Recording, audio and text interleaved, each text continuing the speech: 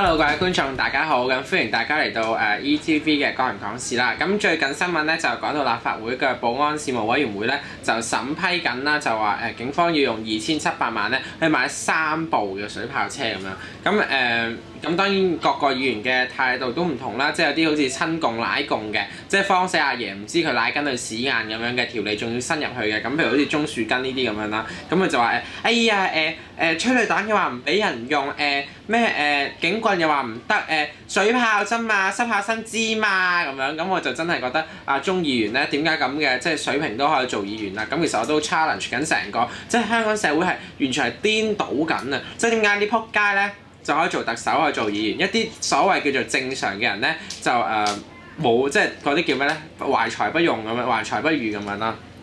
咁議員鍾議員就話濕身之嘛，咁我就真係覺得好笑咯，因為其實咧睇翻新聞咧，原來德國有個示威有個嘅德國人咧就係咁樣俾個水炮車嘅水炮噴一噴，就打爆咗佢成個呢個眼呢個位咁。係咪濕身之嘛咧咁樣？咁我覺得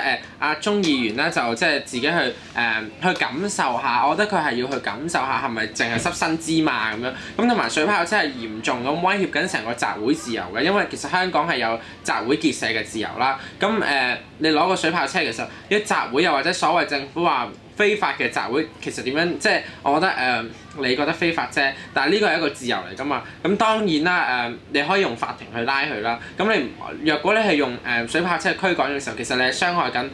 他人嘅身體啦。其實唔好話濕身之嘛，你去感受下咯。其實每一樣嘅武器其實都有佢背後嘅威力嘅。咁好似警方咁樣講啦，就話